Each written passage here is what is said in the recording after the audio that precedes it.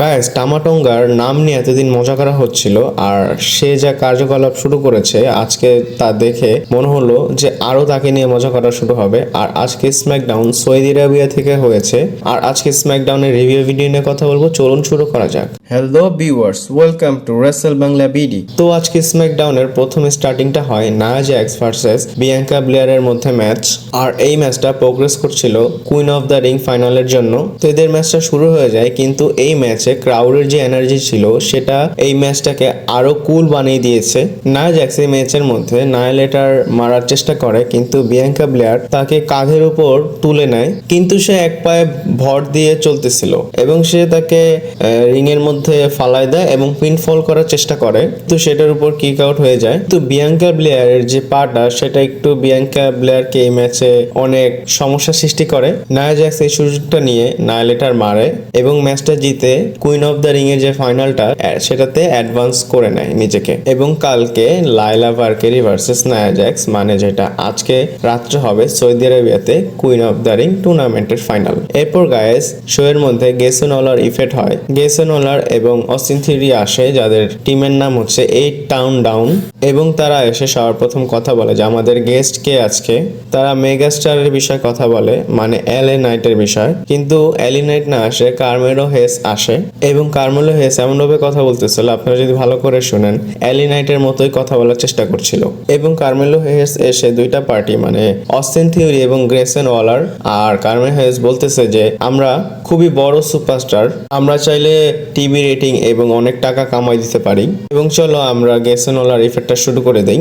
এবং সে বলে যত লোক আছে তারা সবাই সেলফিশ, একদম ট্র্যাশ টক করা শুরু করে দেয়। আর এর মধ্যে এলি নাইটের মিউজিক থিম সংটা প্লে হয়ে যায়। এলি নাইট এসে বলে দেখো আমার কাছে এত সময় নেই তোমাদের সাথে ফালতু কথা বলার, এবং সে উল্টা তাদের মজা নেওয়া শুরু করে দেয় এবং ক্রাউডরা তার সাথে ইয়া ইয়া চ্যান্ট করতেছিল, এলি নাইটের যে চ্যান্টটা আছে, এবং এল এ নাইট যে রিয়াকশনটা সেটাও ক্রাউডরা দেয়। আর এসব বলে সে বলে যে আমার সাথে তোমরা সমস্যা করার চেষ্টা করো না। সে চলে যাওয়ার চেষ্টা করে, কিন্তু তখনই বোঝা যায় যে তারা অ্যাটাক করবে, এবং ঠিকই তারা এলি নাইটের উপর অ্যাটাক করে। আর এলি নাইটকে সেভ করার জন্য স্ট্রিট প্রফিট চলে আসে। আর next day Street Profit and Eli Knight versus 8 Town Down and Carmelo হেসের মধ্যে ম্যাচটা শুরু হয়ে যায়। আর এই ম্যাচে এলি নাইটের যে হট ট্যাগের একটা মোমেন্ট, সেটা দেখে আমার কাছে খুবই ভালো লেগেছে।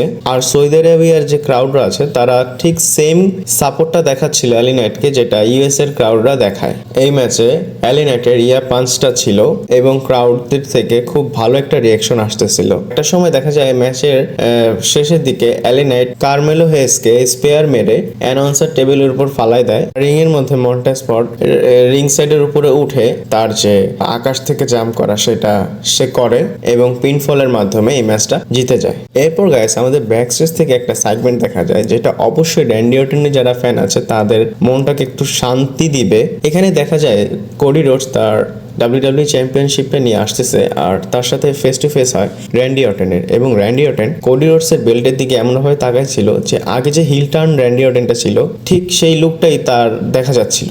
এবং র্যান্ডি অর্টন কোডি রোডসের সাথে হাত মিলায়। আর র্যান্ডি অর্টন যদি কিং অফ দ্য রিং টুর্নামেন্টটা জিতে তাহলে অবশ্যই সে কোডি রোডসকে চ্যালেঞ্জ করবে। আর এই সেগমেন্টটা ব্যাকস্টেজ থেকে দেখিয়ে WWE কে আমাদের হিন্ট করলো কিনা সেটাও দেখার বিষয়। এরপর গাইস ব্যাকস্টেজ থেকে আরেকটা জিনিস দেখা যায়, পল হেমেন এবং টামাটঙ্গাকে, এবং টামাটঙ্গাকে পল হেমেন দূর থেকে দেখতেছে। হয়তো সে ভাবতেছে যে এইটা কি, মানে এটা কেমন মানুষ, এমন ভাবে দেখতেছে যে তার থেকে হয়তো দূরে থাকাই ভালো। এরপর গাইস নেক্সট একটা ইম্পর্টেন্ট সেগমেন্ট হয়, যেটা কোডি রোডস এবং লোগান পলের সেগমেন্ট। কোডি রোডস আন্ডারডিসপিউটেড WWE চ্যাম্পিয়নটা নিয়ে এন্ট্রি করে এবং ক্রাউডরা কোডি কোডি চ্যান করতেছিল। আমি ভেবেছিলাম সৌদির যে ক্রাউডরা তারা কোডিকে অত একটা পছন্দ করবে না, কিন্তু না, তারা খুবই ভালো সাপোর্ট দিয়েছে কোডিকে। এবং কোডি রোডস রিং এর মধ্যে আসে, তারপর লোগান পলও আসে।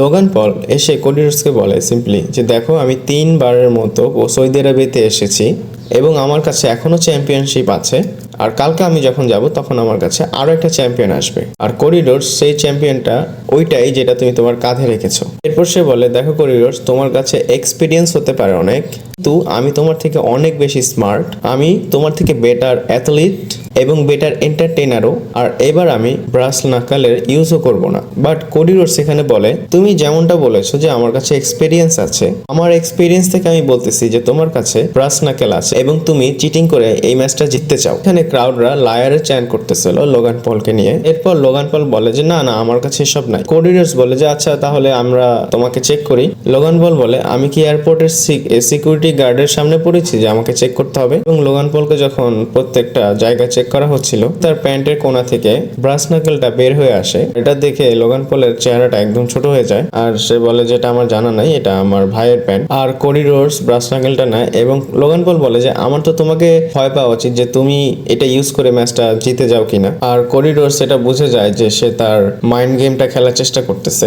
সে বলে যে দেখো আমার কাছে এক্সপিরিয়েন্স থাকতে পারে, সবকিছু থাকতে পারে, কিন্তু আমার কাছে এই চ্যাম্পিয়নটাই সবকিছু, এটাকে আমি ডিফেন্ড করব এবং তোমার এই রিংটাকে রেসপেক্ট করা উচিত। আর সে লোগান পলকে কিড বলেও ডাকে এবং বলে যে দেখো তোমাকে আমি কিং অফ দ্য রিং টুর্নামেন্টে কি করি। এরপর গাইস ম্যাচ হয় বেইলি ভার্সেস চেলসি গ্রিনের মধ্যে। আর এই ম্যাচে এমন কিছু ছিল না, বেইলি তার মুভটা মেরে ম্যাচটা জিতে যায়, কিন্তু বেইলিকে পরবর্তীতে অ্যাটাক করে হচ্ছে পাইপার নেবেন। তারপরেই এই সেগমেন্টটা শেষ হয়ে যায়। এরপর গাইস ব্যাকস্টেজ থেকে আবার দেখা যায় এজে স্টাইলকে। সে নিক অর্লিসের অফিসে যায় এবং সে একটা সুযোগের কথা বলে, সিম্পলি বলে। এবং এখানে নোটিস করার বিষয়, সে প্লিজ করে বলে, রিকোয়েস্ট করে আর কি। নিক অর্লিস বলে পার্সোনালি আমি এগ্রি করি, তোমার একটা চান্স পাওয়া উচিত।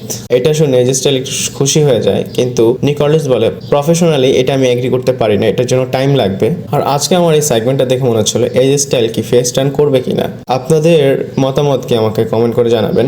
এরপর ব্যাকস্টেজ থেকে আরেকটা সেগমেন্ট হয় যেটা ব্লাড লাইনকে নিয়ে হয়, যেখানে সোলোসিকা এবং পল হেমেন কথা বলে। টামাটোঙ্গা এখানে সাইড হয়ে যায় এবং পল হেমেন সোলোসিকাকে বলে যে এই যে টামাটোঙ্গা, তাকে তো তুমি চিনো, টাঙ্গালোয়াকেও চিনো, দেখো আমরা টাঙ্গালোয়াকে এখানে আনতে পারিনি।